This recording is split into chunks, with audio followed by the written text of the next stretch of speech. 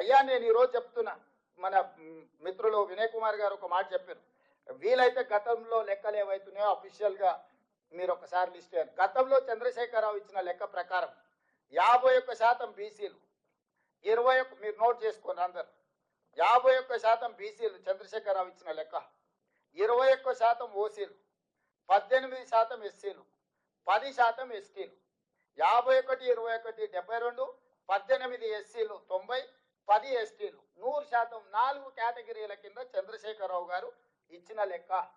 చంద్రశేఖరరావు గారు ఇచ్చిన లెక్క ప్రకారం వాళ్ళు హిందూ ప్రాక్టీసింగ్ బీసీలా, ముస్లిం ప్రాక్టీసింగ్ బీసీలా, ఎవరనేది పక్కన పెడితే ఆయన ఇచ్చిన మొత్తం లెక్క 51%.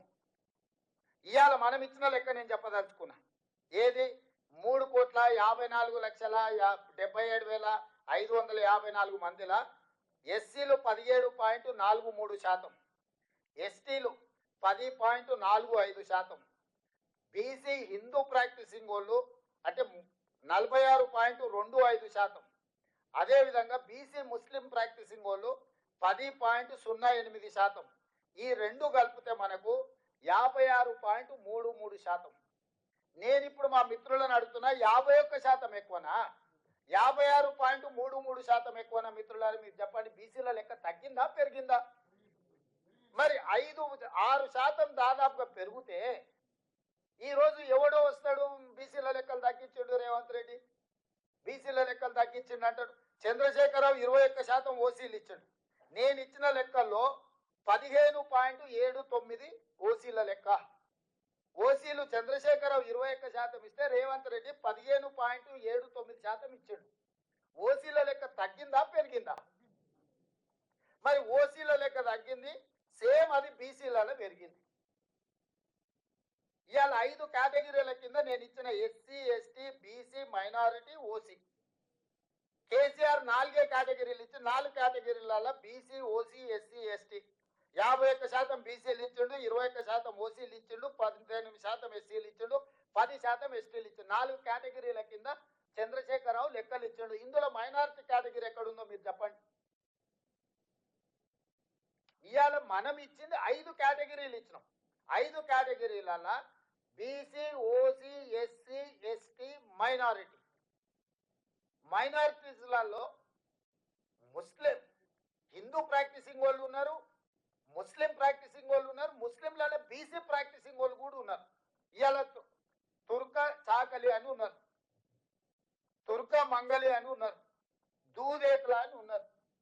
వీళ్ళందరూ ఏంటి, ముస్లింలలో కూడా కటింగ్ చేసేటోళ్ళు ఉన్నారు, ముస్లింలలో కూడా బట్టలు ఉతికేటోళ్ళు ఉన్నారు, ముస్లింలలో కూడా దూదేకుల వాళ్ళు ఉన్నారు.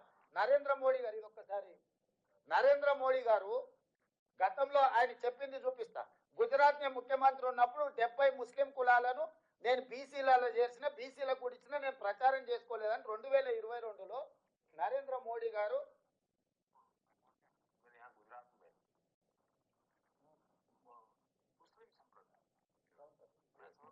70 जातियां ऐसी हैं जो ओबीसी है, और मेरे गुजरात में जब मैं था उनको ओबीसी की कैटेगरी में बेनिफिट मिलता था, लेकिन कभी मैं मीडिया में नहीं देखा. मालोक सार विनिपिस्तुंदी बैकवर्ड नहीं, जैसे मेरे यहाँ गुजरात में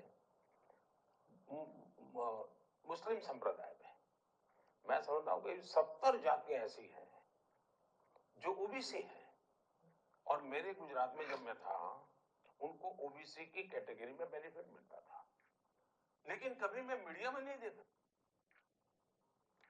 ఏమన్నాడు, మనందరికీ హిందీ వచ్చు. నేను నా గుజరాత్లో 70 జాతులు ముస్లింలు ఓబీసీలలో ఉన్నారు, నేను చేసిన వాళ్లకు. కాకపోతే నేను ఎప్పుడు మీడియాలో చెప్పుకోలేదని ఈ దేశ ప్రధానమంత్రి నరేంద్ర మోడీ గారు 2022లో అఫీషియల్ ఇంటర్వ్యూలో చెప్పిన ప్రధానమంత్రిగా. మరి ఇప్పుడు బండి సంజయ్ గారు రేవంత్ రెడ్డి తీసుకొచ్చి బీసీలను, మన ముస్లింలను తీసుకొచ్చి బీసీలో కలిపి అంటాడు. డాక్టర్ బాబాసాహెబ్ అంబేద్కర్ గారు ఇచ్చిన రాజ్యాంగంలో దూదేకులోలు బీసీ బి గ్రూప్లు ఉన్నారు.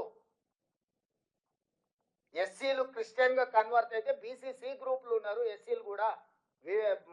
మన వినయ్ గారికి తెలవాలి, ఎస్సీస్ ఎవరైనా క్రిస్టియన్ కన్వర్షన్ జరిగితే వాళ్ళని తీసుకొచ్చి ఎస్సీలను కూడా బీసీ సి గ్రూప్లు యాడ్ చేసిండ్రు, కన్వర్షన్ జరిగిన వాళ్ళను. సో ఇవాళ ఇవన్నీ ఎందుకు వాళ్ళు మాట్లాడుతున్నారు అని అంటే సింపుల్, ఈ లెక్క తేలిందని అంటే ఆ తర్వాత మా సంగతి ఏంది చెప్పండి అని మీరు అడుగుతారు. మీరు అడగొద్దంటే ఈ లెక్కలు తేలొద్దు. నేను మిమ్మల్ని అడుగుతున్నా ఏం ప్రాసెస్. నేను నేను నేను చంద్రశేఖరరావుని అడిగినా, కిషన్ రెడ్డిని అడిగినా, బండి సంజయ్ని అడిగినా, లేకపోతే ఇతర నాయకులను అడుగుతున్నా, అయ్యా మేము ఒక ప్రక్రియ ద్వారా ఈ కులగణన మేము చేపట్టినము, ప్రతి మనిషి లెక్కలు వివరాలు సేకరించి వాళ్ళతో సంతకం తీసుకొని ప్రభుత్వం ఒక అఫీషియల్ డాక్యుమెంట్ ఇచ్చినము. తప్పుడు లెక్క అని తప్పుడు మాటలు మాట్లాడకుండా ఎట్లా తప్పు లెక్క చెప్పుది. ఏ బ్లాక్ లో ఏ ఇంట్లో ఏ కులాన్ని నేను తప్పు రాసుకొచ్చినా 100% పారదర్శకంగా పక్కా లెక్క చేసిన ఇవాళ. ఎందుకంటే ఈ దేశానికే తెలంగాణ రోల్ మోడల్ గా నిలబడబోతుంది.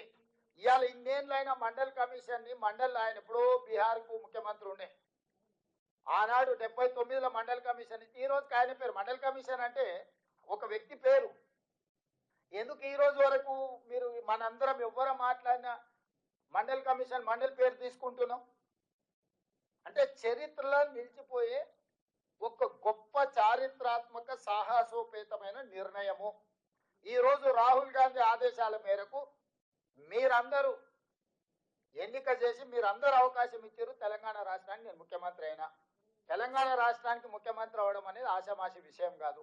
నా జీవితంలో ఈ లెక్క చేస్తే రేపు భారతదేశంలో ఎవరైనా ఆనాడు తెలంగాణ రాష్ట్రంలో రేవంత్ రెడ్డి ముఖ్యమంత్రిగా ఉన్నప్పుడు బలైన వర్గాల లెక్క పక్కా తెలిసిండు. అది నరేంద్ర మోడీ, రాహుల్ గాంధీ గారా, లేకపోతే నేను ఇంకోరా చెప్పట్లేదు. ఎవరైనా ఈ దేశంలో ఒక నివేదిక గురించి చర్చించాలంటే తెలంగాణ రాష్ట్రం గురించి, రేవంత్ రెడ్డి గురించి మాట్లాడాల్సిందే. ఇది చరిత్రలో నిలిచిపోయే చారిత్రాత్మకమైన సందర్భము.